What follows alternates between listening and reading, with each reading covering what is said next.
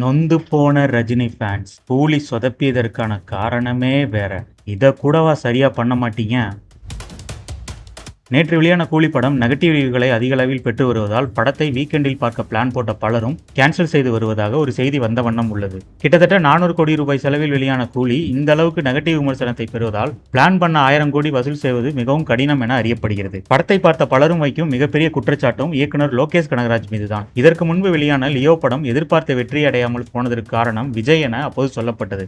ஆனால் லோகேஷ் அதை கூலியில் சரிகட்டி விடுவார் என எதிர்பார்த்த பலருக்கும் அவர் ஏமாற்றத்தையே பரிசாக கொடுத்துள்ளதாக படம் பார்த்த பலரும் உச் கொட்ட தொடங்கிவிட்டனர். கூலி படத்தில் இருக்கும் மிகப்பெரிய சிக்கலே திரைக்கதைதான். இதை சரியாக இயக்குனர் கையாளாமல் போனதும் ஒரு காரணமாக பார்க்கப்பட்டாலும், மற்ற மொழியிலிருந்து கூலி படத்திற்கு வந்த எந்த முன்னணி நடிகர்களையும் லோகேஷ் சரியாக பயன்படுத்தாமல் போனது அந்தந்த நடிகர்களின் ரசிகர்களுக்கு மிகப்பெரிய அதிர்ச்சியை ஏற்படுத்த ஆந்திராவின் கிங் மேக்கர் என சொல்லப்படும் நாகார்ஜுனாவும் படத்தில் ஒரு சுமாரான நடிப்பை கொடுத்து அவரது ரசிகர்களுக்கு ஏற்புடையதாக அமையாததால் அவர்களும் லோகேஷை பொளந்து கட்டி வருகின்றனர்.